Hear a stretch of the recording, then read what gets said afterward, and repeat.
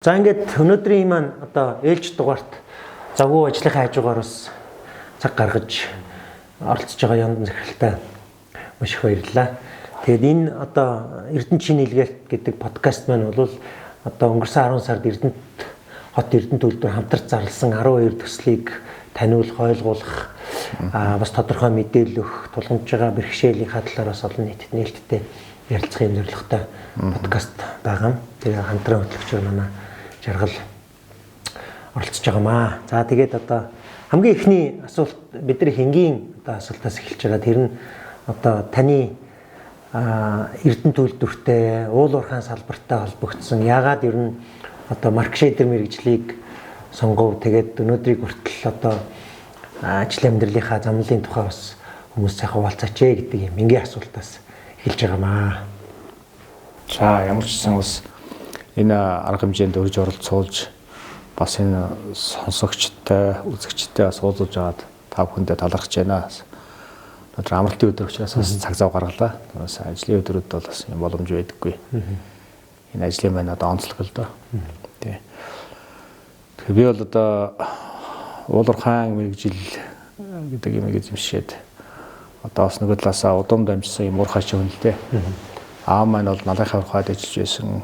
Одоо дээр үед бас уулуурхайн мэргэжил эзэмшээд ингээд явсан хүн. Тэгээд 10 жилийн сургуульд бол бас энэ тоо гэдэг хичээлийг их сойрхдаг. Тийм хүн байсан. Тэгээд сургууль төгсөж хахад уг нь өөр мэргэжил сонирхож байсан. Тэгээд тэр нь ямар мэргэжил вэ? Би эрчим хүчний инженер гэдэг одоо ажлыг тэр үед одоо юу хийсэн илүү хот тэр юуг нь сонгоод Московский эрчим хүчний их сургууль гэдэг сургуулийг сонгоод явах гээд байж тал аав маань маркшейдер гэдэг мэргэжлийг явах хэвээр энэ одоо юу ч хийдэггүй сул цалин авдаг хүн байдаг гэж хэлсэн. Шалтгаан нь тийм манай аавд бол тэгж анзаарчихсан байгаа. Нэг л одоо хүмүүс уурхайд орж л ингээд ажиллаа хийдэг бол маркшейдер бол одоо ихэнх цагаа уурхаан дээр өнгөрөөдөг. Хүн анзаарчихсан байл. Тэгээд энэ мэргэжлийг аваа гэдэг. Тэгээд энэ мэргэжлийг авах ямар ч юм очиртай мэргэжлээ сайн мэдэхгүй л ингэж авах. Тэгээ Оросын албаны улсын Иркутск хотын манай Эрдэнэтийн маш олон инженер техникийн ажилчид бол одоо Иркутскийн техникийн сургуулийг төгссөн байдаг. Тэгээ тэр хотод очиж яг уурхайчдын одоо тэр сурч төгсдөг сургуульд анхаач 1-4-тэй очиж сурсан да. Тэгэл анхны өдрөөс ахуулаад энэ тоо гэдэг хичээлийг үздэг байсан учраас миний яг үндсэн сонирхдаг зүйлтэй ойролцоод энэ мэргэжилтэй маш их дуртай болж эзэмшсэн. За миний яг ажил амьдралын гараа гэвэл би нэг 10 жилд нь эрдэм шинжилгээ судалгааны ажил хийсэн. Бас шинжилгээ ухааны технологийн сургууль тэр үед одоо техникийн сургууль гэдэг байсан. Тэнд бас хамгийн анхны маркшейдер мэргэжлийг бэлтгэхэд бас би гар бие оролцсон. Үүгээрээ бас их одоо баярлж явдаг. Үндэсний хамгийн анхны маркшейдерийг Монголд бэлтгэж эхлэхэд одоо хамгийн анхны багш нь одоо байсан. Тэр үед гэж ярьдаг юм аа. Тэгээд эрдэмжлэгийн ажилтан багтаа оролцож байсан. Ингээд 10 жил эрдэмжлэгийн ажил хийж Орос улбаноос доктор зэрэг хамгаалаад тэгээд үндсэндээ 21 жил Монгол Ростехнит компанид одоо хэсгийн маркшейдераас эхлээд тэг үйлдвэр эрхэлсэн захирал хүртэл ажилласан. 21 жилдээ Монгол Ростехнит. Ер нь Монгол Росын 4 уурхайгаар дамжиж ажилласан. Ер нь миний хөдөөний амьдрал их байдаг уурхай дээр. Хүүхдүүд маань ч бас одоо нэг уурхай дээр төрсөн. Хүүхдүүд тэгээд хүүхдтэй тий. Тэр уурхай дээр тэр төрсөн. Тэр уурхай дээр тэр төрсөн. Жилийн онцлогээс бүр харуулсан шүү дээ. Тий. Тэгээд 20 оноос дуулуурхай хүнд үйлдвэрийн сайдаар тэмдэглэгдэж 2 жил 2 сар ажиллаад. Тэгээд одоо 22 оны 9 сард Эрдэнэт одоо үйлдвэртээ тэмдэглэгдэж ирсэн. Тавчхандаа бол ийм ерөнхийдөө бол уулуурхайгаас өөр юм мэдэхгүй гэж хэлж болно доо. Өөртөө замналтай. Мэргэжил бол их гоё мэргэжил. Яагаад тэгэхээр одоо уулын одоо ажил гэдэг зүйлийг хайгуулснаа эхлээд хаагдтал нь одоо маркшейдер хүний оролцоо байдаг. Бүгдэд нь оролцдог тий. Тэгэхээр манай мэргэжлийг бол хүмүүс штурман гэж ярьдаг тий. Онгоцны нэг одоо штурмантай адилхан тий. Штурман горнова дела гэж ярьдаг юм. Уулын прокурорч гэж нэрлэдэг. Ер нь бол одоо хаашаа яаж ухахыг заадаг. Уулын прокурор сонирхолтой. За дараа нь бас одоо үнэхээр одоо яг ийм ажил хийгдэж үгүй юу гэдгийг тоо хэмжээг нь одоо хэмжиж шалгадаг. Ер нь шалгадаг, нягталдаг. зөв чигийг өгдөг. За бас геолог маршедер хоёрыг бол одоо уулуурхайн нүд чихч гэж ярьдаг шүү дээ. Би бол геолог минералогоор доктор хамгаалсан. Тэгээ маршедер Орсын улс тий. Маршедерийн олон сайхан улсуудыг би харж ийм болох юмсан гэж мөрөөдөж явдаг байсан. Анх нэгдүгээр өрсөд эрхүүд очичоод одоо орос хэл муутай одоо 10 төгсөө шууд очсон л доо бэлтгэлгүй. Тэгээ анх очиод эрхүүгийн техникийн сургуулийн одоо маршедер төвхний үүдэнд ингээд онц төгссөн улсуудын нэрийг харж байхад баахан орос хүмүүсийн нэр дотор 76 он гэд 1976 он гэд Шагдрын О гэд бичсэн байсан. За. Тэгээ би одоо энэ Монгол хүн юм байх та эсвэл бүрээд хүн болов уу гэж бодоод Шагдрын гэдэг Монгол нэр байна да гэж О гэд бичсэн байж. Тэр үед одоо отхон бэлгийн захирлыгаас мэддэггүй байсан. Дөрж очсон. Гэт 76 онд отхон бэлгийн захирал маань онцд төгссөн байсан энэ сургууль. Таны төгссөн сургуулийг. Миний яг төгссөн тэр техник бид нэг мэрэгчлээ. Зөв. Тэгээд би анх одоо ер нь бол Монгол хүн гадаадд очиж сурж байгаа хэцүү яаж сурандаа гэж бодож итэл Монгол хүн онц төгссөн байхыг хараад онц төгсч болох юм байна гэж бас бодройд одоо тэл өмчлөлт төрж ирсэн. Би бас онц төгссөн сургуулийг. Тий, онц төгссөн. За бас нэг онцгой юм бол одоо манай эрхүүд одоо Бямбд орж гэж одоо миний хүндэтгэдэг сайхан ах байна. Хүмүүс Жорж гэж мэддэг те. Миний амьдралд бол бас их зааж зурж надад их хэлдэг. Жорж ах гэж ярьдаг те. Жорж ах гэж ярьдаг. Энэ ах манаас энд ажилладаг байсан. Тэгээд би анх дадлаг хийж энд ирээд тэгээд одоо Жорж, Буяа Эрдэнэ үлдэрт тэгэхээр бүр олон жилийн өмнөх те. Эрдэнэ үлдэрт ер нь бол амьдралдаа хэд хэд удаа ахчихсан. Тийм сонирхолтой. За тэгвэл яг одоо дадлагаас эхлээд анх 88 онд би эвлийн 19 дэх хурал гэдэг зэмний төлөөлөгчээр одоо Зүлбод улсаас 6 оюутан ирсэн байдаг. Тэнд бас онц сурдаг оюутан гэдэг сонгогдож ирлээ эвлийн 19 дэх хуралд. Тэгээ тэр онц хурал их онцлог Монгол улсад одоо Эрдэнэ төлөвлөрийн анхны Хөдөлмөрийн Баатар төрсөн. Тэр эвлийн хурлаар Жаргал сайхан Баатар маань тэр үед одоо яг тэр эвлийн хурлаар Хөдөлмөрийн Баатар болсон. Тэгээ отхон бэлгийн захирал маань одоо би ерөөсөө уулзж явж байгаа хүмүүс маань тэр 88 онд Жаргал сайхан Хөдөлмөрийн Баатар одоо болгож байгаа хүмүүс тэр захирал маань тэр хөдөө хурлын үеэр анх би тааралдаж тэгээ уулзаад би ийм хүн байна гэсэн. Өө чи сайн байна одоо ингээд онцордог юм уу? Яа багш нарыг асуугаад чи ер нь нөхөр маад очиж дадлах хий. Эрдэнтийн үед очиж дадлах хийгээд тэгээ би Эрдэнэт өдөр дийж ах 88 онд дадлах хийгээд 88, 89, 90 он гэж 3 удаа дадлах хийж тэгээ энэдээ ах нартайгаа бүгдээрэнтэй нэг сайхан танилцаж ер нь сургууль төгсөөд Эрдэнэт рүү явна гэсэн тийм бодол их байсан. Тэгээд яг тухайн үедээ хонц төгсөөд очсон учраас бол яам шийдээд тэгээд уулуурхай эрдэм жилгийн хөрөлөнд ажиллах хэрэгтэй чи гэд тэгээд шууд хөрөлөнд орсон. Би бол Эрдэнэт рүү явах гэж их үзсэн тэгээд дийлээгүй л дээ. Тэгээ хөрөлөнд ажиллаж байхдаа бас их онцлог Эрдэнэт үйлдвэртээ хэд хэдэг юм гэрэт ажлууд хийж тэгээ бас Эрдэнэт үйлдвэртээ нэлээд харьцаж байна. Эрдэнэтийн хайдаа ах нартай хойрхон болсон л доо. Тэгээ одоо Эрдэнэт ах нартай их нэлээд юм ойрхон ингэж ажиллаж байсан. Замнал бол ажил. Тэгээ дараа нь хойшоо докторантурт явхад хүртэл одоо отхон бэлгийн захирал маань намайг чи ерөөсөө ийшээ яв гэж надад баг. Би өөрөө уг нь хуваартай. Москвагийн уулуурхайн дээд сургуульд доктор хамгаалахаар явах гэж байтал отхон бэлгийн захирал маань. Чи Базанов багш гэж битэрийн багш л та. Отхон бэлгийн захирал битэр яг эрдэмийн ажлын удирдагч. Базанов багш байхад чи тийшээ явуулгүй яах вэ гэдэг. Тэгээ миний хуваар дээр бол ирэхүү байхгүй байсан. Тэгээд отхон бэлгийн захирал маань хөөсөлтөд бас миний амьдралд ингэж оролцож тэгээд мундаг эрдэмтэн хүн байсан Базанов гэж. Зүлбод улс дээр үед гадагшаа хүнийг явуулдаггүй, паспорт өгдөггүй тийм хүн байсан. Мундаг эрдэмтэн учраас алдчихна гээд. Тэгээд тэр багш тараа очиж ингээд отхон бэлгийн захирал маань явуулж ирсэн. Тэгээд эрдэнэ үйлдвэрлэл бол ирэх тийм их учир заяа байсан юм шиг байгаа. Тэгээд дадлага хийгээл дараа нь хамтарсан эрдмийн жилгээ судалгааны ажил хийгээл ингээ яваад байсан. Дараа нь бас би тэр Монгол Улс биднээд ажиллаж байхдаа төрөмчийн орооны ажлын хэсэгт орж шинжээчээр 2006 7 8 онд бас ингэж ажиллаж байлаа. Тэгээд бас энэ ч бол одоо Монголын уулуурхайн юм том хамгийн том үйлдвэр байдаг гэдгийг бол мэддэг учраас өргөлж бас нэмүүлдэг байсан л да. Том бэлэг захиралтай та уулзсан биз дээ. Анх бол нэрийг харсан юм тий. Нэрийг ч мэдхгүй зөв овгоор нь харсан. Овгоор нь хараад Шагдрын О гэдэг хүн байна гэд гэтэл одоо манай багш нар их бахархаж ярьдаг байсан. Одоо том бэлэг захирлыг манай багш нар Юра гэдэг байсан. Сони Юра гэдэг нэртэй. Тэгээд одоо Тэр олон нэрнээс чинь нэг л Монгол нэр байсан юм уу те? Монгол нэр байсан тий. Онц төгсөгчдийн самбар. Тэгэл таны нүдэнд тусаад танд ер нь бол айгүй их мотивац өгсөн юм биш үү? Ерөөсөө тий айгүй гол нөлөөсөн. Би бол ингээд орос хэл муутай 10 төгсөө шууд явцсан хүүхэд одоо яаж сурандаа л гэж бодож айж байсан бол бас ингэж хараад онц төгсч болох юм байна гэж бодоод тэгээд багш нар маань бас ярьж байсан. Одоо том бэлэг гэдэг одоо манад юм төгссөн 76 он төгссөн. Ер нь манай техник онц төгсөх ховор байдаг. Маршалдер мэрэгчлэх хүнд мэрэгчлэлтэй маш их тооцоо. 76 онд отхон бэлэг захирлаас хойш 84 онд нэг эмэгтэй Зернова гэдэг их сандгийн тийм эмэгтэй онц төгссөн 84 онд. Тэрээс хойш баг онц төгсөөг байхаа тэгээд би 91 онд онц төгссөн л доо. Зернова гэдэг нь Орос хүн. Орос хүн тий. Ер нь хоёр дахь Монгол хүн юм захирлаа. тий. Тэр чинь бүр Орос хүн маань ч Тий, ховор ер нь ховор гэдэг.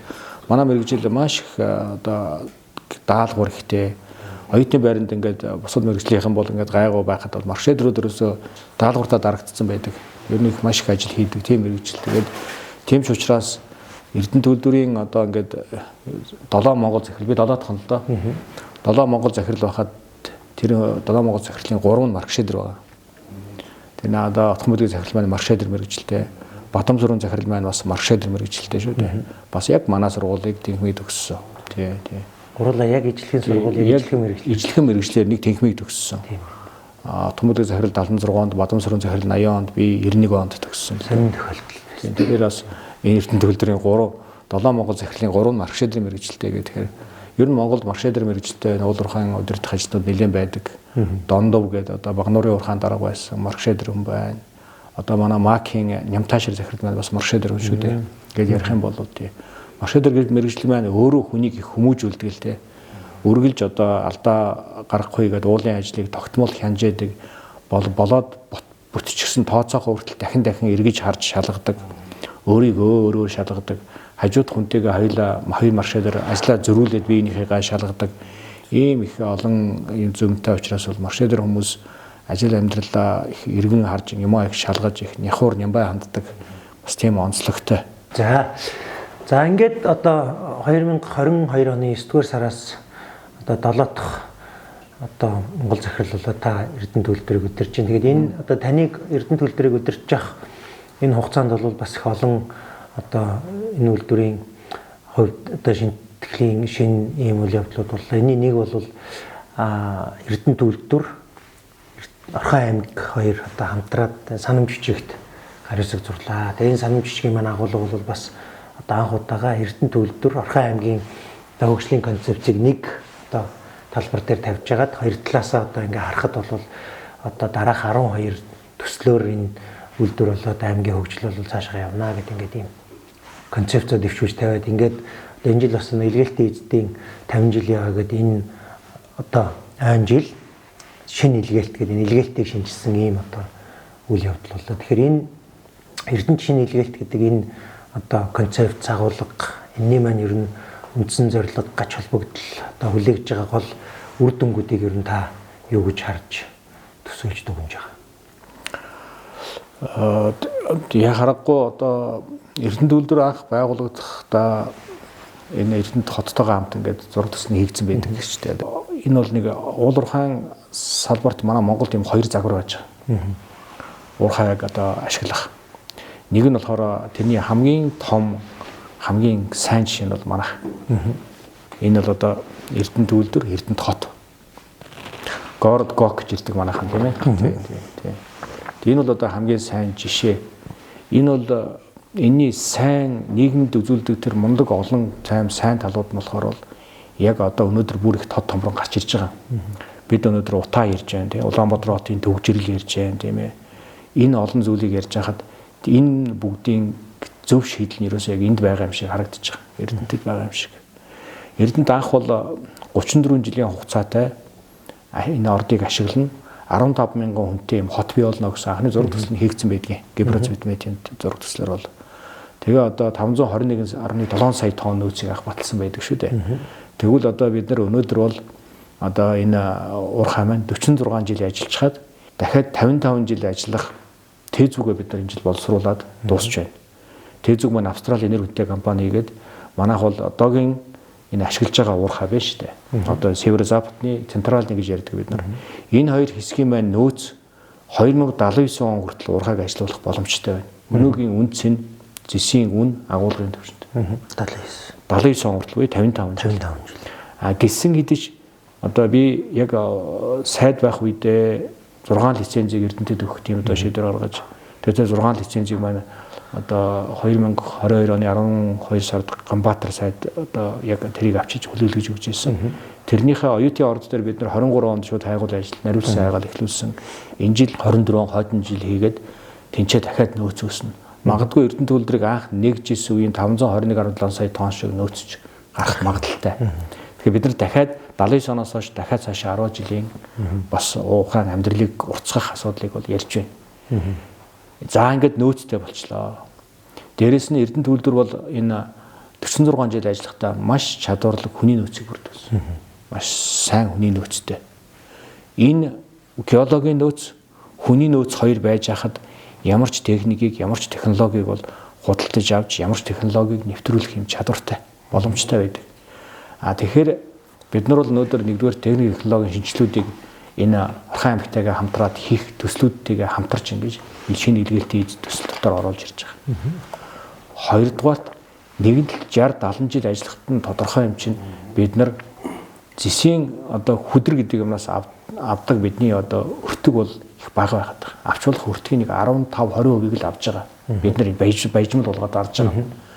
Гэтэл хил гарангууд хилийн цааталд маш олон одоо хайлуулах үйлдвэрүүд тэгээд дараагийн шатны эцсийн бүтээгдэхүүн үйлдвэрлэлд өртөг шингээгээд ажлын байр бий болгоод идэг.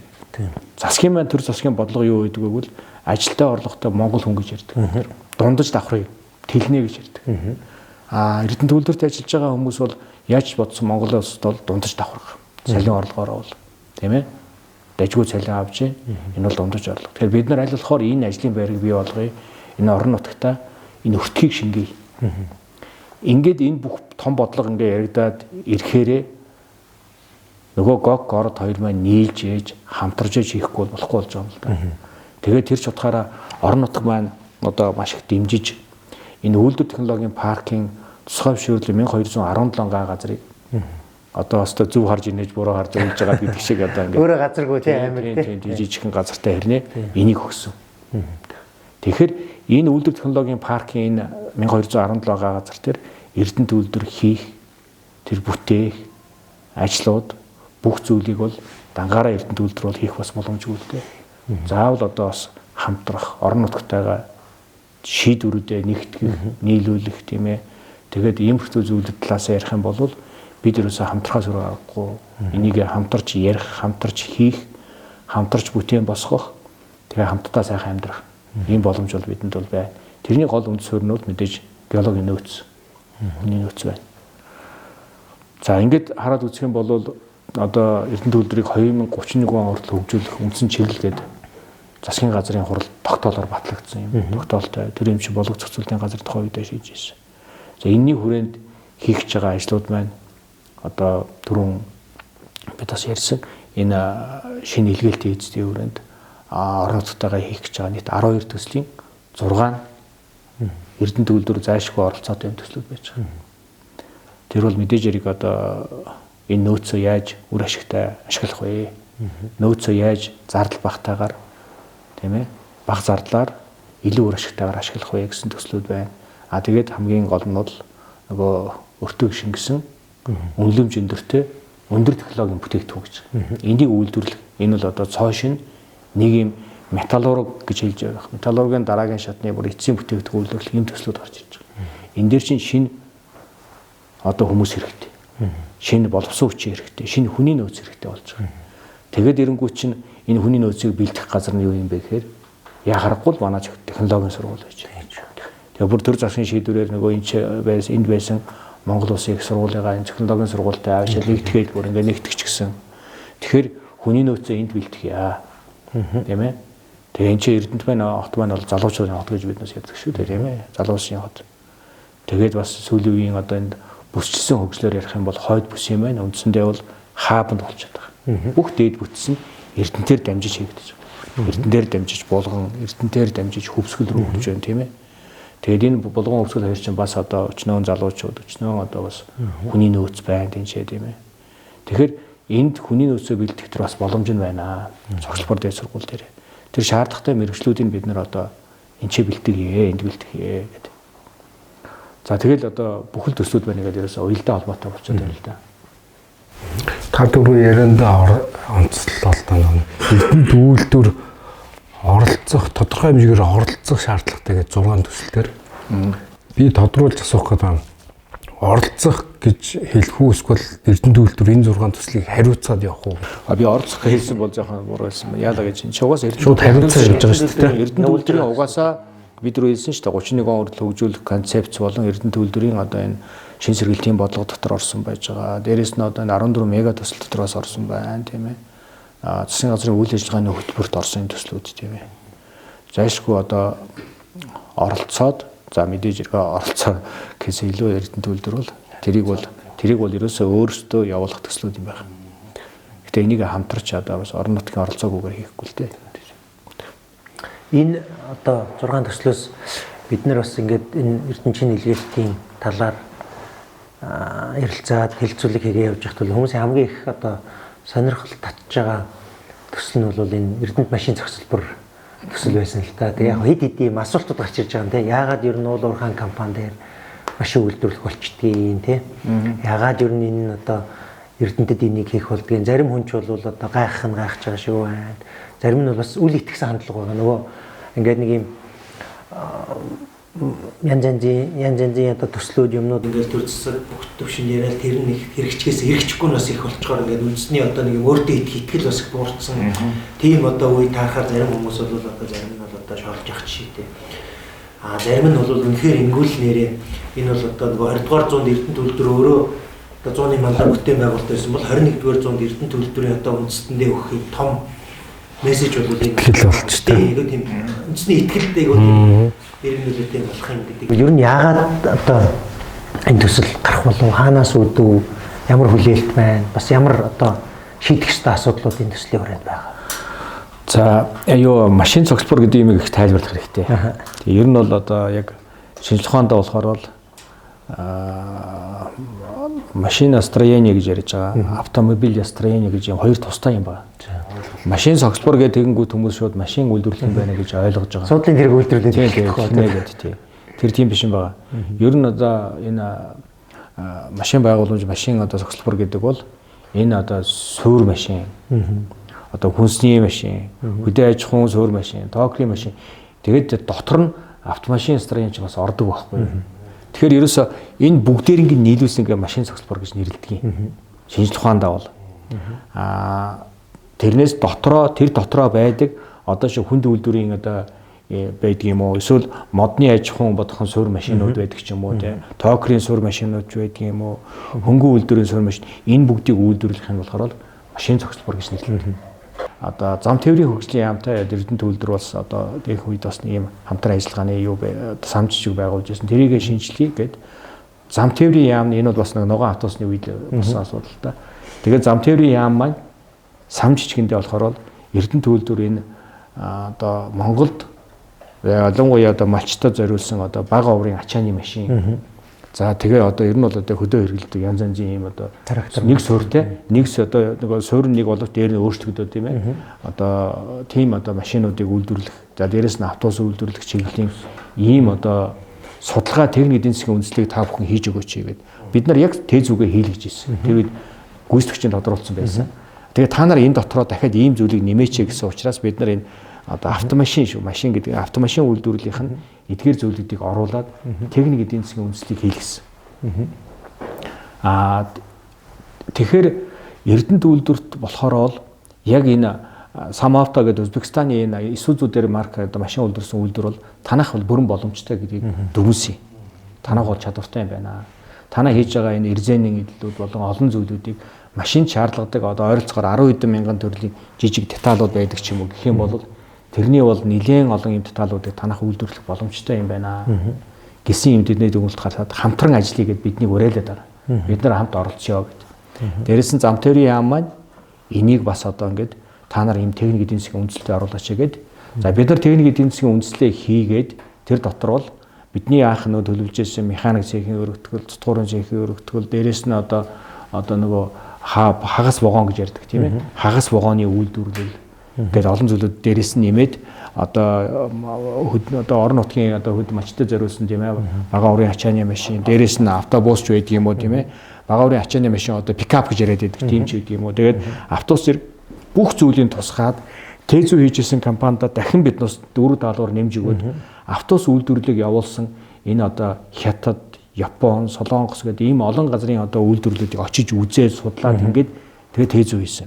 Тэзүү маань Эрдэс баялагын мэргэжлийн зөвлөлийн одоо хүнд үйлдвэрийн одоо чиглэлийн одоо үйлдвэр цалингаа паркын чиглэлийн одоо хэсэг дээр бол батлагдсан дараа бид нар яг энэ Тэзүүгээ бариад зам тээврийн хөгжлийн яамны шинжилгээ ухааны техникийн зөвлөл дээр оруулсан. Бид өөрсдөө Эрдэнэ үйлдвэр бид нар оруулъя. Та нар шүүмжлээд өгөөч гэдэг. Тэгээ бид нар бол их шүүмжил ирэх болов гэж бодсон. Яагаад гэвэл одоо та нар машин үйлдвэрлэн гэж юу гэдэг ингэж хэлэх болов. Одоо хийсэн Тэзүү маань яхахгүй машин үйлдвэрлэлтэй. За Эрдэнэ үйлдвэр санхүү гаргах боломжтой гэдээ ингэ явж байгаа шүү дээ. А гэтэл зам тээврийн яамны шинжилгээ ухааны техникийн зөвлөл дээр одоо бүр одоо маш их дэмжсэн. Тэгээ яагаад тэгэхээр бол Монголд өнөөдөр троллейбус жагаа гэдэг хүн оруулж ирээд троллейбус ч явуулаа ухсраад автобус ч ухсраад ин шүү дээ. Тэр хүнд өнөөдөр бааз мааз нь бол үнэхээр одоо яг мануфактур гэдэг юм одоо бас тийм хөтө нэлээд одоо бас юу тийм их гар оролцоотой байдаг бол Эрдэнэ үйлдвэр хийх ингээм одоо мундаг одоо суур машинууд тийм ээ роботоор хийсэн CNC одоо гэл олон юмар хийж байгаа тийм ээ. Ийм одоо байж хахад Эрдэнэ үйлдвэрд энийг хийвэл хийн штэ гэж бүр маш их урам зориг өгсөн. Одоо тэр өнд бол одоо манай хэд хэдэн одоо цусрын заводын дарга марга гэдэг одоо нэлээд олон улсууд очиж оролцсон. Тэгээ өөрөө тэр анхны одоо троллейбус одоо автобус угсарчсан жаргал сайхан гавьяа төртөл байсан байлээ. Би протоколыг үзсэн. Тэгээ одоо яг л одоо ингээд одоо Эрдэнэт энэ дэр өнөөдөр ингээд хөрөнгө сэтгэл гаргаад ингээд явах юм бол та нарын одоо энэ хүдэр нөөц чинь шавхагдана шүү дээ. Харин энэ юм чинь бол цаашдаа Эрдэнэт хотод дараагийн Эрдэнэт үйлдвэр шиг ингээд ийм үйлдвэрлэл ингээд ажлын байраа ингээд яваад байх юм байна гэсэн урам зориг бол өгсөн. Бид нар бол энэ дээр ямар ч одоо тийм айж имэх зүйл байхгүй. Бид нар гэхдээ үе шаттайгаар явна. А мэдээж одоо бидний өнөөдрийн хийж байгаа энэ деталууд зөвхөн манай засвар механикийн завод чинь Эрдэнэт үйлдвэрийн импортоор валютаар авах боломжтой 120 гаруй тэрбум төгрөгийн имийг манай засвар механикийн завод өөрсдөө үйлдвэрлэдэг. Тэгэхээр засвар механикийн завод чинь 120 тэрбум төгрөгийн имийг өөрөө үйлдвэрлэдэг. Тэгээд дээрэс нь болохоор бол бид нар одоо ингээд өргөтгөл хийн. Тэгэхээр биднес улам одоо олон төрлийн деталуудыг хийн. Тэр ухсрах тэр одоо зүйлүүдийг авчраад хийх тэр юмыг бол бид нар ингээд үе шаттайгаар хийгээд явна. Ер нь бол энэ дээр чиглэлээр биднес яг энэ жинхэнэ яг автомобиль одоо чиглэлийнх нь автомобиль строены чиглэлийнх нь одоо яг газар болон яамтайгаа бид нар бол хамтраад цаашдаа явна. Гэтэ шууд маргааш биднес ухсраад эхлэх гэсэн үг биш. Бид нар үе шаттайгаар энэ өргөтгөлүүдээ хийгээд ингээд явна л гэсэн үг. Тэгээ таны одоо туршлагаар тооцооллоор ер нь хэдэн онд энэ анхны ямар хугацаа орох вэ? Одоо юу маань трактор маань үйлдвэрлэгдээд эхлэх бол гэж та дотроо тооцоолж. 2031 он хүртэл энэ дөрөвний хэлжсэн анхныхаа өргөтгөлийнхаа дагуу явна. Тэгээ анхныхаа өргөтгөлийн дагуу буюу одоо нөгөө цутгах цех, за эрзэний эдлэл, за одоо механик цех гэд энэ бүх зүйлүүдээ хийнэ. Энэ хугацаанд бид нар давхар одоо яг энэ төслийнхаа одоо яг тэр пад хийхээс илүү бид нар бол ер нь манайхан чинь өмнө бас нэг удаа ийм пад угсарсан байлээ шүү дээ. Манай цусрын механикийн завод чинь тийм. Энэ 20 тийм. Тэгэхээр л ийм одоо бас туршлага манайханд бий. Тэгэхээр бид нар бол яг 31 он хүртэл хөгжлөх ер нь бол өнөөдрийн биднээс хамгийн гол нэг номерын зорилт бол хамгийн түрүүнд одоо хайлуулах үйлдвэр байна. Хайлуулах үйлдвэр бол бидний одоо нэг номерын анхаарал тавьж байгаа зорилго байна.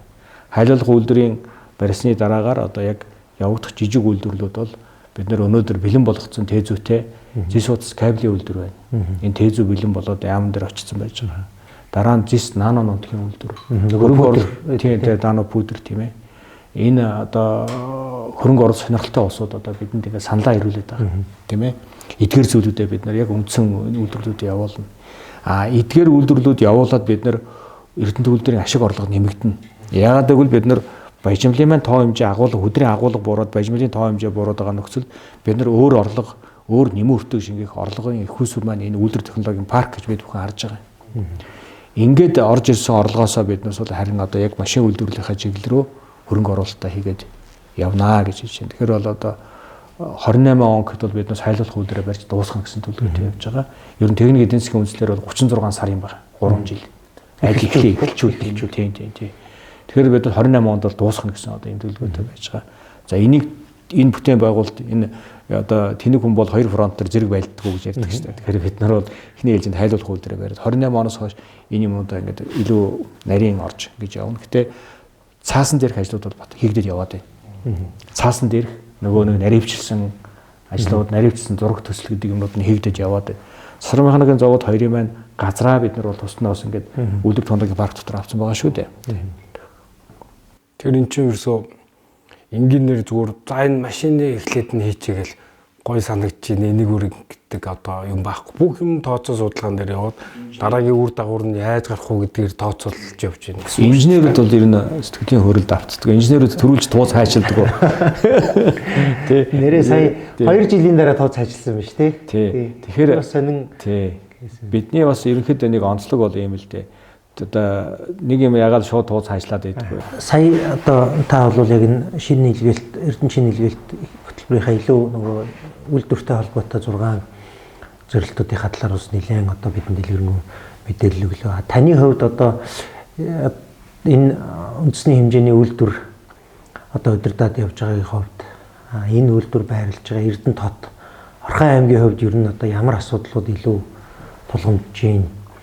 Ер нь одоо Орхон аймгийн хувьд бол юуг илүү одоо ямар стратеги баримталж ажиллавал ер нь одоо шаардлагатай юм шиг гээд хувийн хувьд ер нь санагддаг байна. Мэдээж одоо Монгол улсад арчилсан улс тэгээд арчилсан сонголтоороо хүмүүсээ сонгодог. Миний ганц боддог юм бол энэ сонгогдсон төлөөлөгчд маань, сонгогдсон гүйцэтгэх засаглал маань бас эффективний байгаасаа л гэж боддог. Ер нь одоо бас маршадер хүмүүсийн онцлог байх л та. Бид нар юм болгон дээр их тийм юу ханддаг, нөхөр одоо ингэдэг. Яа тэгээд Эрдэнэ төлөвлөр маань уг нь бол одоо Орхон аймгийн одоо үйл ажиллагаанд бол шууд оролцоод байдаг. Гэхдээ бид бол бас одоо жилд 3 тэрбум төгрөгийг хамтын ажиллагааныхаа хүрээнд нийгмийн хариуцлагын хүрээнд үйлдвэрт Орхон аймагт өгдөг. За тэр ажлынхаа төлөвлөгөөг хамтарч баталдаг. Ер нь ганц энэ мөнгө биш. Орхон аймаг маань мэдээж уулуугаас орж байгаа орлого их шүү дээ. Эрдэнэ төлөвлөрөөс шууд татвар урамжаар ордог. Аж ахуйн нэгжийн орлогын татвар гэдэг олон татварууд. За тэгэл лицензийн төлбөр гэдэг бүгд орон нутгаар ордог тий. Энэ мөнгийг маш хэрэгтэй зүйл зарцуулж байгаасаа гэж би их боддог. Зарим зүйл дээр яг нэг үйлэхт бол бас одоо энэ үнэхээр өгөөч шаардлагатай байсан уу? Би ер нь юмд их тэгж ханддаг л да. Тэгээд тэрнээс нь болоод намайг бас харамж ахирч гэж ярьдаг. Би ер нь бол тийм өгөр ашиггүй юмдаа их дургу. Тэгэхээр энэ Эрдэнэ хот Орхон аймаг маань өөрөө донор болсон шүү дээ. Улсын төсөвт ингээд орлогоо өгөөд тийм ээ илүү гарсан орлогоо өгдөг ийм аймаг бол ерөөсөө 4-5 хүнд л байдаг шүү дээ. Өмнөговь аймаг байна, Дорноговь аймаг байна, Дорнод байна, Орхон аймаг байна, бас Дархан уул аймаг байдаг санагдаж байна тийм ээ. Тэгэхээр одоо битгий их бярдаасаа тэгээд аль болохоор их эдийн засгийн тооцоотой хэрэгтэй зүйлийг хийгээсээ иргэд маань одоо 100% дэмжиж байгаа тийм төслүүдийг явуулаасаа. Түүнээс одоо жилд 1-2 удаа ашиглах, жилд 5-10 удаа ашиглах тиймэрхүү баахан юмнуудыг бариад байхаасаа илүү яг одоо хүмүүст маш хэрэгтэй өдөр тутмын амьдрал болгондоо ингэж хүрдэг хүртэм хэмжээний тэр хүнд очдог ийм зүйлүүдийг хийгээсэй гэж би маш их боддог. Ер нь бол тэр их чухал. Тэгэхгүй бол одоо багч гэсэн мөнгө байж хахад тэрийг зөв зүйтэй зүйлд нь зарцуулах юм бол иргэд маш их дэмждгийг бол одоо бид хүн харж байна.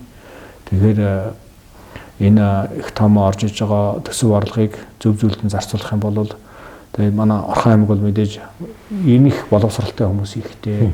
Тэгээд одоо Монгол улс гэсэн баг энэ Төв Азитай ч юм уу баг энэ маш их инженерийн нэг хүнд ногдох инженерийн тоогоор төвлөрөл нягтрал ихтэй юм хот шүү дээ. Тэгэхээр энэ чинь их одоо мундаг одоо ийм оюуны чадвартай улсууд энд их байна гэсэн үг тийм ээ. Хэдэн хүндэтмийг нэг гэтэл тийм ээ одоо инженер улсууд байж байгаа. Инженер улсууд гэдэг чинь дандаа бүх юмыг тоолдог, тооцоолдог, үр ашиг ийм өгөөж харж идэг улсууд байдаг учраас тэр улсууд харж байхад нүдэн дээр нь ийм одоо ийм өгөөжгүй юм хийгээд ахаар их гутардаг.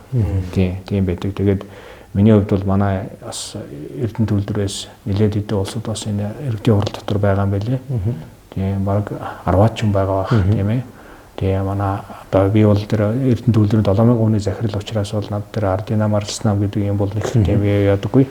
Тэгээд одоо манай хоёр нам өшөө хүн нам бас байхгүй хаа тийм ээ. Чи бол одоо хоёр намаас хоёр намын хүмүүс маягаад Эрдэнэ төвлөрөөс 10 хүн байгаа. Тэр хүмүүстэй бол мэдээж бас тодорхой хэмжээгээр одоо бас хэлж ярьж таарна мэдээж хэлж ярьдаг. Тэгэхээр бас болохоор зөв бүтээн байгуулалт юм хийхэд нь бас дэмжиж за буруу юм байх юм бол санал бодлоо хийгээд Эрдэнэ төвлөрөөс одоо зарим нэгэн зүйл дээр нь тоосоо судалгаа хийгээд өгч болно шүү дээ. Таны аав таны мэрэгжлийг үндсэндээ зөвлөсөн шүү дээ. Маркшедер гэдгийг мэдэхгүй багт. Одоо та хоёр хүүхэдтэй ер нь ирээдүйн мэрэгжлийг яаж зөвлөж гин үү яаж байна? За одоо яг харамсалтай юм юу гэвэл одоо хүүхдүүдийг ойрхон байж чаддгүй дээ. Хоёр охинд бол ерөөдөө илүү тийм амьдралд хөрсөн дээр буудаг мэрэгжил эзэмшээсэй л гэж хэлж ийсэн. Ер нь их оролцдоггүй би. Яагаад гэвэл үргэлж хажууд нь хамт байж чадахгүй учраас юм болгонд нь оролцоод тохор хүүхд их тийм хүний ам бараад идэг болчтой л доо. Тэгээд миний ажил ерөнхийдөө амьдрал бол яг насан туршдаа л юмхтэй гэртээ цөөхөн үзэгдэг. Ер нь бол олцоо л орой хааж ажиллаж явах дандаа л тийм хөртөө байсан. Тэгэл өглөө гараад орой ирдэг. Тэгээд тийм хөртөө байсан учраас бол хүүхдүүдийн харьцангуй надаас хамаарлах багтай. Манай гэр бүлийн бол ажил одоо хийх мэдээж одоо би хаач очиод ажилд оруулж болно. Гэтэ би бас хизээч ингэж уурхай дагаагаа ажилд оруулж байгаагүй. Нэг ч гэсэн уурхайчны ихнэр ажилдаа байгаасаа гэж боддог. Ихнэр байнд одоо аяг ар гэрээ бүрэн хариуцаад маш их ажилтай байдаг л да. Тэгээ хүүхдүүдтэйгээ илүү ихнэр байнд ойрхон байдаг учраас бол би бол одоо харин гэхдээ ер нь бол миний бодол бол юм байдаг. Хүүхдүүд өөрсдөө би дааж шийдвэр гаргаад мэрэгчлээ сонгоод явбал зүйлд нь одоо бас өөрөө сонирхсан юм аа сонгох болоо тэгвэл бас амжилт гарах та илүү түүнээс аав нэг тийм юм яв гэд зургчдаг. Биднээс уу яриа өөр л дөө. Тэгээд үе нэр арай өөр. Үе өөр тий. Шал өөр. Тэгээд дээрэс нь одоо бас эрэгтэй хүүхд гэдэг бол бас арай өөр. Эцэг хүн бол эрэгтэй хүүхдээсээ маш их хүлээдэг л дээ. Тийм охин хүүхдийг бол одоо байх боломж байгаа үед нь хайрлахыг боддог. Эрэгтэй хүүхдээ бол илүү хатуужуулах гэж илүү одоо юмны одоо цохил даах чадвартай байх гэж тэгэж их одоо бас хүсдэг. Тэгээд би бол тэгж боддог. Манай аав бол тийм хүн байсан л да. Тэгээд би бол яг аавынхаа үгээр мэрэгжлийн эзэмшээд явсан. Тэгээд удам дамжсан уурхайчин гэж хэлүүлэх бол бас их гоё байдаг. Тэгээд Эрдэнтийн маань сүлд дууг хүртэл одоо би ингэж дагаж дуулахад яг удмаа дагсан уурхайчин гэдэг. Уулыг нүүлгэх ухааны тэнхээ те удмаа дамжсан уурхайчин би гэдэг ингээд дуулах хүртэл бас аав маань нүдэнд одоо харагдаж штэ. Ер нь мэрэгчлэр бол их бид нар одоо уурхайчд маш их бахархдаг. Уурхайч хүмүүсийн бахархал бол одоо бид хэрэгтэй юм хийж байгаа шүү дээ. Биднээс одоо улс орон хамаарч байна, эдийн засаг хамаарч байна гэж бодож явж байгаа уурхайчин болгон экскаваторын машинист, билажийн машинист өрөмдөгч бүх хүмүүс энэ уурхайд ажиллаж байгаа хүмүүс бол тийм их том бахархлыг тээж явдаг. Яагаад гэвэл Эрдэнэ төвлөр бол одоо ганц Эрдэнэ төвлөрч бүхэл уурхайчдын уран дээр бол одоо улсын эдийн засаг үндсэндээ экспортын 93% гэдэг чинь одоо том тоо шүү дээ. Тийм шүү дээ. Бүхлээр нь л гэж л. Тийм. Тэгэхээр энэ бүх валютыг одоо уурхайчд оруулж ирж байна. Одоо яндан захирлаа та түрүүн бас хэллээ. Ер нь одоо таны гол анхаарч байгаа асуудал бол энэ дисайлуулах үйлдвэрийн маань асуудал байгаа. Ер нь бол одоо ганц Эрдэнэ төвлөрийн жиш монголчуудын хувьд бол том хүлээлт бүхий одоо дараагийн төвшөнд гарах үндэсний том амбицийн төсөл байгаа. Ер нь энэ төслийг одоо шийдвэр гаргах төвшөнд одоо үндэсний төвшөнд ер нь хэр одоо ойлгож ач холбогдлыг нь мэдэрч ингэж хүлээж авч байгаа гэж та ер нь боддог. Одоо ер нь яг энэ дисайлуулах үйлдвэртэй холбоотой гол хүлээгдэж байгаа одоо ойрын үед шийдэгдэх ёстой гол асуудал маань ер нь юу байгаа вэ? Сая бас өнгөрсөн засгийн газрын мөрийн хөтөлбөрийг хилцэж явах үед нэг байршлийнхын асуудал бас нэг одоо яригдаад өмнө говьдчүүлээ оюутлогчүүлээ бас нэг болон нарна гэдэг. Ингээд тэндээс харахад бол бас зарим талаараа харахаар одоо юу гэдгийг гашуун сухатын хил холболтын төмөр замч гэдэг юм тэр энтрийг бодвол Эренбийн хувьд жаахан одоо гол шийдвэр гаргачих жаахан одоо хойш нь оруулаад энэ эсвэл ач холбогдол нь одоо бүдгэрээд энэ ч гэдэг юм уу ийм одоо талаас харахаараа эсвэл энэ цэвэр шинжилгээ ухааны одоо байрлалын асуудал бол илүү одоо техникийн шийдлийн талын асуудал. Ер нь тэгээ байрлалын хувьд бол маргаан бол байхгүй. За биений төлөө бол одоо хаач байх боломжгүй те боломжгүй. Хамгийн ч өмнө хэлнэ. Тэр байрш ярьдаг улсуудад ямар ч аргумент байдаггүй. Аливаа нэгэн зүйл дээр маргаан үүсгэх гэх юм бол аргумент байх хэрэгтэй тийм ээ. За ийм юм байна. Ийм одоо үндслэр энэ Эрдэнэт үйлдвэрт байгаа байршил бол ийм байна гэж хэлэх аргумент тэр улсууд нэг ч цаас байдаггүй. Би одоо чинь тамхтай цаас яриаггүй байна л да. Эрдэнэтийн одоо үйлдвэрхээ хажуудах байршил дээр бол маш их аргумент байдаг. Ер нь бол хамгийн анхны судалгааг отгон бэлэг захирал 87 онд эхлүүлсэн байдаг шүү дээ. Сайлуулах үйлдвэр тийм. Тэгэхээр эрдэнэтчүүд байна 37 жил хайлуулах үйлдвэрийг хүлээж байгаа байхгүй юу? Одоо өнөөдөр 37 жил. Анх 87 онд отгон бэлэг захирал байхдаа анхны сайлуулах үйлдвэр барих судалгааны ажлыг тэр үеийн Зүлбод улсын Гепрац Видмед гэдэг одоо энэ Эрдэнэтийн хотын Эрдэнэт үйлдвэрийн бүх зураг төслийг хийсэн маш том хүрээлэн байдаг. Тэрийгээр хийлгэж ирсэн байл. Тэр хүрээлэнгээр судалгаа хийсэн дараа 1989 онд бүгд найрамдах Монгол ард улсын Төв ширчим хөөж геолог уулуурхайн үйлдвэрийн яамны одоо коллегийн хурал гэж одоо маш том юм болдог байсан. Тэр хурал дээр тэр судалгааны ажил мэжлийг үзээд тэгээд тэр үеийнхээ үгээрээ ингэж бичсэн байдаг. Зис хайлуулах завод гэж нэрлэсэн. Зис хайлуулах заводыг цувх сунгах цехтэй хамт барих. Молибдены цех гэсэн баг. Молибдены цех байгуулах энэ техник эдийн засгийн үндэслэлийг дэмжиж байна гэдэг. Тэгээд тэр үеийн сайд гэдэг хүмүүс одоо манай 90 андугай энэ гэдэг нэр нь байдаг тэр дотор. Тэр үед аливаа нэг юм хийхдээ ямар мундаг үндэслэлтэй хийдэг байсан бэ, тийм ээ. Тэгээд тэр одоо энэ угаасаа ийм үйлдвэр барих чинь юу чухал байвал дэд бүтц чухал. Цахилгаан хангамж, усан хангамж чухал. Энэ бүх зүйлийг судалж үзээ хийсэн байдаг. Дараа нь отгон бэлэг захирал 93 онд JICA-гаар судалгаа хийлгэсэн байдаг. JICA, Японы JICA гэдэг бол зүгээр ч нэг юм биш шүү. Тэр бол одоо JICA бол маш их юмд одоо ингэж юм чамбай ханддаг тийм улсууд тийм ээ. Тэгээд JICA-гийн 93 оны судалгаагаар ч гэсэндээ энэ Эрдэнэтэд байх нь зөвөө гэж гарсан байдаг. Дараа нь 2014 онд дахиад JICA хийсэн байдаг. Дахиад хийсэн. Дахиад хийхдээ бол тэр үйлдвэр технологийн парк байдлаар дагалдах цехүүдийн өндөр технологийн бүтээгдэхүүн, эцсийн бүтээгдэхүүн үйлдвэрт байдлаар хийх нь зөв байна. Хоёрдугаарт 100 мянган тонноос бага одоо катодын үйлдвэрлэх тохиолдолд эдийн засгийн ашиг бол тааруу байх юм байна гэсэн юм гарсан байдаг. Манайх бол 125 мянган гарна шүү дээ. За дараа нь 2014 онд даваа цэрийн захирал байхдаа зэсайлуулах өнөөдөр дэлхийд дээр 120 эдийн үйлдвэр байгаа. Дэлхийд дээр 120 эдийн зэсайлуулах үйлдвэр байна. Ажиллаж байгаа. Зарим нь одоо хаагдаад, шинээр баригдаад ингэж юм л да. Жилд ингэ хөдөлгөөнд ороод идэв. Тэгэхэд энэ 120 эдийн үйлдвэрийн бүгдээрийнх нь ашиглаж байгаа энэ хайлуулах технологи нь шүү дээ. 5-6 технологи л байдаг. 5-6 технологи. Тэрийг манай Эрдэнэт үйлдвэрийн хүмүүс чинь Эрдэнэт үйлдвэр чинь бүгдээрэнтэй судалсан байгаа шүү дээ хамтарч. Бүх технологиудыг манай нутагшуулбал Эрдэнэт үйлдвэрт ингээд Эрдэнэтийн бажмалыг ингүүл болох уу юу гэж судалж үзээд 2014 онд даваа цэрийн захирал байхдаа тэр одоо даваа цэрийн захирал гэхээс илүү одоо тэр бүх судалгаанд оролцсон Эрдэнэт үйлдвэрийн техникийн зөвлөл гэж байдаг. Шинжилгээний техникийн зөвлөгөөд бас олон Эрдэнэттэй шүү дээ Эрдэнэт үйлдвэр чинь. Тэгээд тэр усууд бүгд судлаж үзээд даваа цэрийн захирал одоо тэр үед даргалаад хурал хийгээд ерөөсөө Эрдэнэт үйлдвэрийн энэ хөдөрт цаашдаа ирээдүйд биднээс одоо 50-60 жил гарах хөдрөө ярьж байгаа. Энэ хөдөрт таарах хамгийн боломжтой технологи бол юу вэ наа? SKS гэдэг хятадын төрийн өмчийн MF компани эзэмшдэг, патентын эзэмшдэг SKS технологи байна. Яагаад гэвэл хөрөнгө оруулалтын зардал их багатай байна. Урсгал зардал их багатай байна. Тэгэхээр тэр үед сонгогдсон байдаг энэ технологи. 10 жилийн өмнө. 10 жил, өнөөгөөс 10 жилийн өмнө. Энэ 10 жилийн хугацаанд яагаад хайлуулах үйлдвэр баригдаагүй гэвэл яг л энэ уус төрчлөлт. Нэг засаг солигдоод нэг хүн гарч ирэл нэг өөр нэг тийшээ чангаадаг, нөгөөх нь нэг тийшээ чангаадаг, дахиад нэг хүн дахиад нэг тийшээ чангаадаг. Тэгээ одоо бол энэ үйлдвэрийн чинь байршлан тодорхой ингээд өнгөрсөн жил бид нэр одоо энэ дээр нэлээд маргалцсан. Одоо бол би ямар нэгэн маргаан байхгүй. Тэгээд одоо яг надад байршил чинь буруу байна гэж хэлсэн. Өнөөдөр надад ямар ч тийм байхгүй. Одоо техникийн даалгавар боловсруулах ажил руугаа орж байна биднээс. Багцлага дийлэхэд Эрдэнэт үйлдвэрийн зүгээс одоо энэ төслийн хүрээнд бүх юмаа бэлэн болгоцсон. Бүх юм бэлэн болгоцсон. Дэд бүтцийн ажлууд маань өнөөдөр ингээд төмөр замын ажил дуусж байгаа. За усан хангамжийн ажил бол 85%, төмөр замын ажил 93%, авто замын ажил 60 орчим хувьтай байна. За цахилгаан хангамжийн ажил маань болохоор одоо наривсан зураг төсөл бүх юм магадгаа ороод дуусчихсан.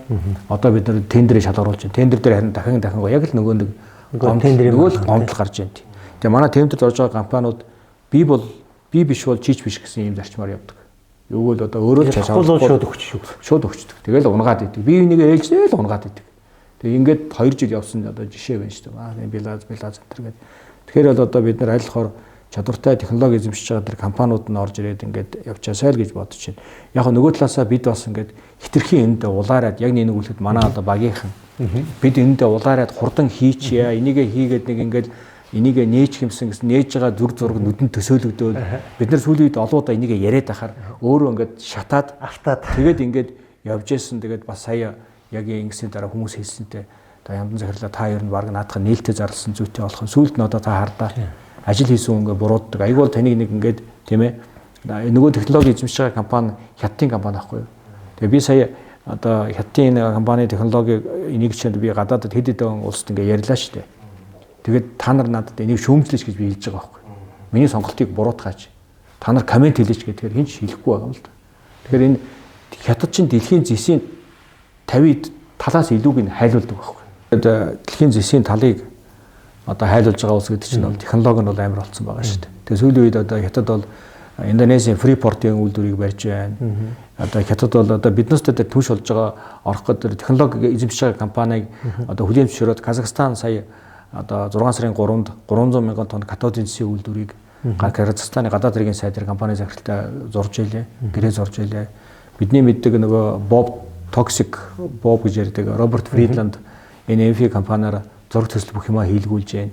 Дэлхийн өнөөдөр энэ Хятадын технологиор ингэж явж байхад манад бол энийг одоо Яндан гэдэг хүний Хятад компани лоббидэд яваад байна гэсэн сураг сонссоо учраас би нэрчдийн ер нь волио ашиг сүүлд нэг бол бас янз янзын юмд хүмүүс одоо тэхэн болоогоод ерөөсөө нээлттэй зарлаа. Тэгвэл тэрүүгээр нь явг. Одоо тэгээд фейлдэд явбал яа их үү одоо засгийн гарч байгаа шийдвэр учраас бид нар бол энийг аль болох одоо яг чаддаг улсуудаар манай өдөр тохирох технологиор нь тэгээд эн чинь даваацрын захирал сонгосон, бадамсрын захирал бүр баталгаажуулаад тээзүүг нь хийлгэсэн.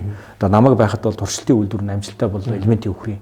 Энэ бүр бид гурав ингээд 3 одоо уулуурхай мэрэгжлийн улсууд ингээд дамжаад хийцэн юм учраас бол би энэ дээр их эргэлзэхгүй байгаа л да. Зүгээр яг манай салбар дотор ингээд гомдсон, Эрдэнэт үйлдвэрт гомдсон, Эрдэнэт үйлдвэрээс тухайн үед ажиллаж хагаад энэ юм ярьж явж гарын явсан нэг хоёр хүмүүс энэс та бүтэхгүй гэж ярьж явдаг юм байлээ. Тэгээ тэр улсуудыг би өнгөрсөн жил эрэхтнээс хэлж ийсэн. Та нараа одоо тухайн үед энэ хамгийн сайн гэд цалин аваад явж ийсэн. Тэгээ эндээс гарангуут таахаа болохоо хийчихдэг. Ямар учиртай юм бэ гэд нөгөө улсууд маань хэлчих үгүй л байлээ л дээ. Тэгээ ер нь бол манай ханд одоо инженерүүдээ сонсож явах юм бол бас учиртай л дээ. Инженерүүд оролцохгүй болохоор л тэгээд ямар нэгэн одоо юм шийдвэр, тийм дөрвөн шуурхай шийдвэрүүд бол бас Эрдэнэт фейлдэх магадлал өндөрсгөл авах юм шүү дээ. Гэхдээ яг бид нар гайгуулах талаас нь одоо техник даалгавраа маш одоо чамбай боловсруулад аль болохоор бид нар энийг хурдан эхлүүлээ л гэж бодож байна. Яг үндсэндээ бол.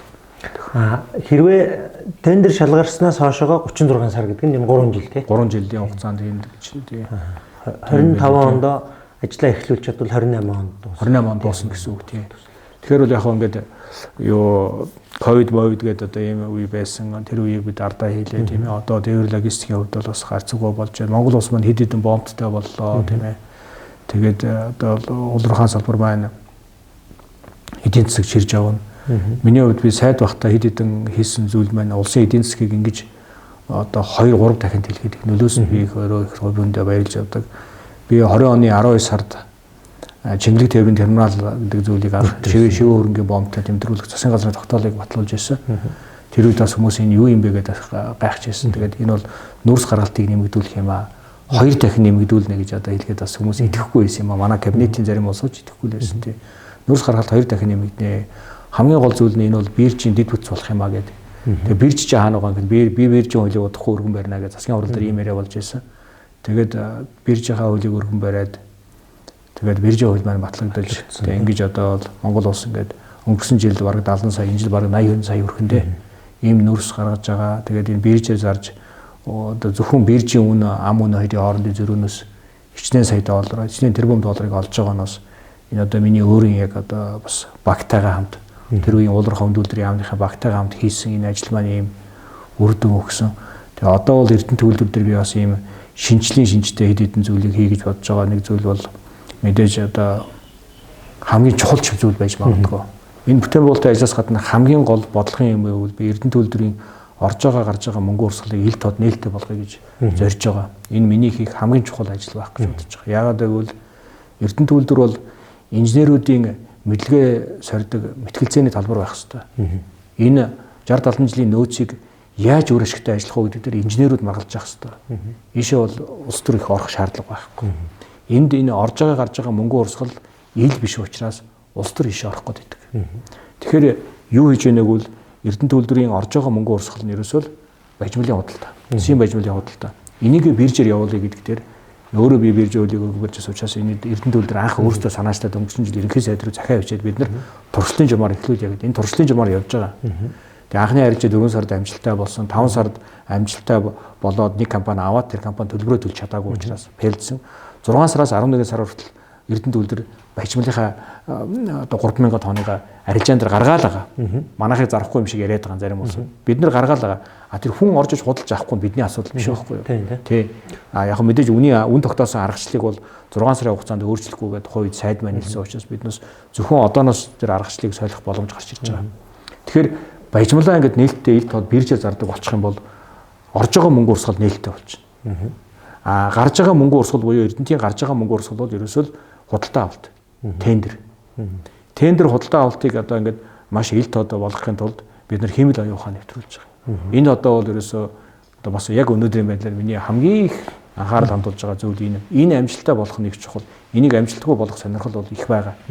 Яагаад гэвэл Эрдэнэ төвлөрийн одоо тойрсон худалдаа Эрдэнэ төвлөрт гэрээ байгуулдаг компаниудтай бол асуудал их бий. Би нэг 19 компани 183 тэрбум төгрөг өгөх асуудлыг болиулсан одоо сонсч байсан баг тийм ээ. 183 тэрбум төгрөг өгөх шийдвэр гарцсан байсан. Тэгээ би өгөхгүйгээд тухайн үед янз янзаар хэлэгдээд одоо ажиллаа мэддэг юм байна, аимхай юм байна, ажил гацаадаг юм байна. Нэтрийгээ янз янзаар хэлж байсан. Гэтэ бид нар бол тэр дэлхий дээр одоо нэр хүндтэй 4 том аудитын компани нэгийг оруулж ирээд 450 саяар гэрээ хийгээд шалгуулахад яндан ажиллаа мэдэхгүй учраас тэмээн дээрээс ямааны гарц гаргаж байна. Дахиад 450 сая дээр өглөө төрийн мөнгө уйлдгүй гэж үний юмаа гэж хэвлэлээр бичижсэн. Үр дүнд нь юу болсон бэ гэвэл Эрдэнэ төвлөр 183 тэрбум төгрөгийг зүгээр тараагаад өгчиххийн оронд бид нар тэр компаниудтай хилцэл хийгээд 107 тэрбум төгрөгийг хэмжсэн. Тэр компаниуд 107 тэрбум өгөөгүй гэсэн үг. Тэр компани хэрэг алдагдaltaй ажилласан бол хизээч зөвшөөрөхгүй шүүхт боломж нь нээлттэй байсан. Бид нар бүгдээрээ хэлжсэн. Та нар шүүхт боломжтой шүү. Гэхдээ 77 тэрбум төгрөгөөр бид нар бүх ажлууд 19 компани ажиллаа хийгээд дууссан, хүлээж авсан. Тэгэхээр энэ дээрс юу харагдж байгааг бол төвлөрөөс зарж байгаа энэ ажлууд дээр компаниудын хувь сонирхол их байдаг юм байна гэдэг зүйл ажиглаж байгаа учраас бид нар өнөөдөр тендрийг ил тод ингээд хиймэл оюун ухаанаар явуулчих юм бол хиймэл оюун ухаан бол хинтээч хоолнд орохгүй, хинтээч одоо бааранд суухгүй, хинтээч уцаар ярихгүй тийм ээ. Хэний ч ятгалганд овтохгүй тийм ээ. Тэгэхээр хиймэл оюун ухаан гэдэг зүйл бол өнөөдөр бол бидний одоо их том шийдэл болно. Энийг хийгээд тэгээд биржийн харилцааг тогтвол болгоод гэх юм бол Эрдэнэ төвлөрийн орж байгаа гарч байгаа урсгал мөнгөн урсгал ил тод болчих юм бол тэг энэ дээр захирал хэн байх нэг сонир биш. Инженерүүд маань өөрсдөө ажиллаа хийгээд явчих чадвартай инженерүүд Эрдэнэ төвлөрт бий болцсон өнөөдөр бол. Эрсдэлгийн туршид нэг юм л бодогдоод байлаа л да. Том бэлэг захирлын нэрийг та харсан шүү дээ. Дараа нь уулзсан. Уулзахдаа та тэр одоо өөртөө ингэ нөлөөлсөн тэр мотивац дээр нөлөөлсөн юмыг төмөлөг захирал өөртөө нь хэлжсэн үү? Хэлгүй яхаа би цогц ирэл захирал надад маш их сайн ханддаг байсан. Тэгээ дүү гэж одоо хандаад хамгийн сүүл би амсалтай нь одоо ингээд 2020 оны 8 сард нөхдийн ам дээр одоо сая одоо миний өмнөх Бадамсүрэн захирлын ангийн 20 хэдэн одоо хүүхдүүд нь хамт төгссөн маршал эмэгтэй улсууд Монголд наадам үзэж ирж байсан. Тэр улсуудаа би ингээд бас орчуулад бид дөрвөн аспирантур сурж байсан учраас тэгээ ирээд отгомлыг ахтайгаа тэнцээ сүлжээ одоо уулзахад мөрөн дээр алгадаа за дүүхөө хурдан наад зэрэгээ хамгаалаад 2000 оны 8 сар 2000 оны хурдан ирээ. Энд чинь ажил их байх шүү гэдэг. Тэгээ манай хүн бол гишүүн улсын хурдан гишүүн болсон байсан л та тий. Тэгээ дүү хурдан ирээ. Тэгээ энд их ажил их байх шүү хамт хийх юм их байна гэж хэлсэн. Тэгээд би бас нэг талаас өөрийгөө азгүй гэж боддог. Отгомлыг ах маань ирээ байсан бол бас олон зүйл дээр одоо бас зааш сурах байсан байх гэж боддог. Гэтэ манай одоо салбарын ах нар бол ер нь бол их сайхан. Би одоо энд манай Ади ах байна. Ади ахыгаа дурсмаар байна. Жорж ахыгаа дурсмаар байна. Амьдралд өргөл зааж сурч хэлж өгдөг байсан сайхан ах нар. одоо байсан учраас бол бас утгамлаг захиралтай бол их тийм ах トゥ угаа сайхан харилцаатай байсан. Эр хүний хувьд, ах хүний хувьд аюул төвшигтэй нөмөртэй хүмүүс байсан тийм. Яг тийм буруу юмыг хэлдэг. Тий. Тэгээд эзэж одоо би өөрөө бас тийм зантай л хүндөө харж байгаа шууд бүх юмыг хэлдэг. Ард орны ярих бол их муухай хүнийг тийм ээ. Манай тэр ах нар бол одоо болохгүй юмыг бол дүү тийм дээр тэгж шүү, тэгж болохгүй шүү, тэгж бай, ингэж бай гэд хэлдэг. Тий. Адгийн наазах нь хүртэл ах нарын одоо мөрөн цагаас өмнө архиуж болохгүй гэдэг үг одоо би дүүнэртэй хэлээ явж штэ тийм уургааж штэ. Тэгээд хараа өглөөгөр архиуж болохгүй гэсэн үг. Тийм мундаг үгнүүдийг хэлдэг. Шүтгэ их хэрэгжилж тий. Нэг хүмүүсийг хүмүүжүүлдэг байсан юм шиг би бол тэгээс байна. Тийм шүү дээ. Ер нь бол одоо хүний яг тийм голыг олсон цаг үед нь таарсан үгийг хэлж чаддаг. Тэгээд тэрийг ямар үед хэлэх үү, яаж хэлэх үү гэдгийг их мэддэг. Амьдралын өөрсдөө амьдралтай. Ер нь бол яг миний энэ хүндлэг улсууд тийм одоо өөрсдөө их тийм хүний хувьд их сайхан улсууд байсан л да. Тэгээд тийм учраас би өөрөө бас сайхан улсуудтай ах トゥ явсан. Одоо ч миний сайхан ах нартайгаа уулзаад явдаг. Азтай гэж боддог. Тийм эр улсууд байдаг л да. Бидний урилгыг хүлээж авсан маш их баярлалаа. Тэгээд цаашдаа хажуудлаас болон гэр бүлд чинь хамгийн сайхныг хүсье. Баярлалаа. За баярлалаа. Та дэхээ ажилд бас амжилт хүсье. Улам одоо өрөөгөөчтэй олон зүйл хийх байх гэж найдаж байгаа.